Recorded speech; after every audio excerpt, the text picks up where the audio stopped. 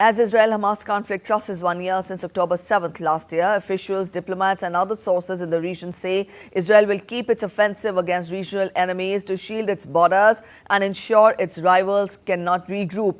Sources also say that Israel is preparing to retaliate against an Iranian missile barrage earlier this month, though Washington has pressed it not to strike Iranian energy facilities or nuclear sites.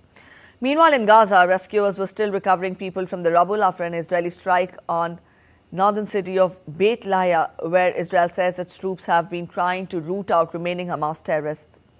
As its military operations inside Gaza are still continuing, a 41-year-old Israeli colonel was killed and another officer was wounded in combat in northern Gaza on Sunday. Today, during an encounter in northern Gaza in the Jabalia area, the commander of the 401st Brigade, Colonel Hassan Daksa, fell in combat. During the same incident, a battalion commander was seriously injured and 2 additional officers were lightly injured. The commanders were in the fields in tanks, excited to observe the area, and were struck by an explosive while outside the tank. All right, Akshay Dongre joins us from New Delhi to get us more. Akshay, help us understand the escalation in the region. We've seen how there is an escalation of airstrikes between Lebanon and Israel. Get us more. What is the latest from ground you can tell us?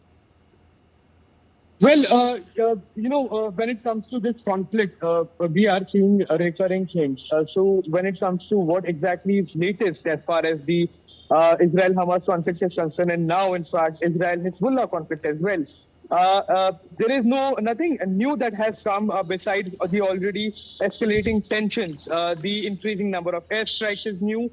As a matter of fact, the kind of retaliation that is coming in from Hezbollah is also new.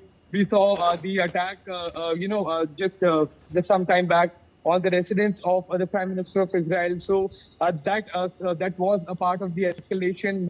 Have lost their lives as far as the operations are concerned of Hezbollah in the region. We are seeing an overall escalation, not only at one front but at multiple fronts when it comes to this conflict. So in the days to come, what we can expect is that this conflict may even spiral up as far as bringing in new parties are concerned, and perhaps even there are some ominous signs that if the escalation keeps on continuing like this, then we can also see more loss of lives in the region, at a scale that is unfathomable and unprecedented as well. Yes, Akshay, also Israel has vowed to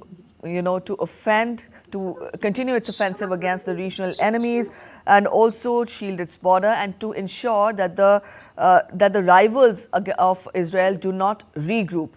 How is Israel positioned with strikes coming in from Lebanon, with the Israel-Hamas war still continuing? How is Israel positioned? Well, we saw, for the last 1 year, that all the strikes that have been coming in from Hezbollah or coming in from Hamas as well have largely failed because the kind of technology that Israel has is far more superior than any kind of arsenal that these two organizations have. So far, Israel is secure on that front. When it comes to the Israeli offensive capabilities, they are far more superior than anything Hezbollah or Hamas can handle. So the conflict has not been balanced when it comes to the balance of power is concerned, and that is perhaps the only reason why we are seeing such an extensive damage on the fronts of Hezbollah and Hamas, and such little damage when it comes to Israel, where people, many of them have been leading normal lives as well. However, when it comes to Hezbollah, they have been obliterated. The top leadership has been killed recently. Hamas has lost 2 top leaders in the conflict in the last 1 year. So we can see that Israel is well secured with the support coming in directly from the United States of America when it comes to the arms and ammunition of the country.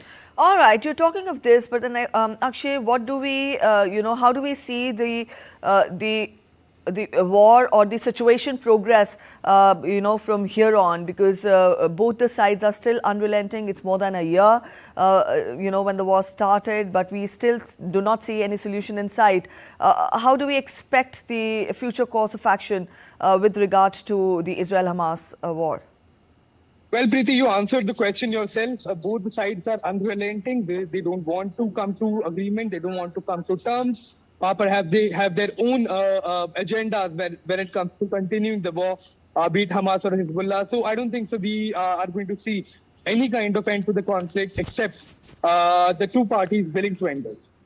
All right. So we'll have to see how the days pan out with regard to the Israel-Hamas conflict. Thank you so much, Akshay, for joining in with those inputs.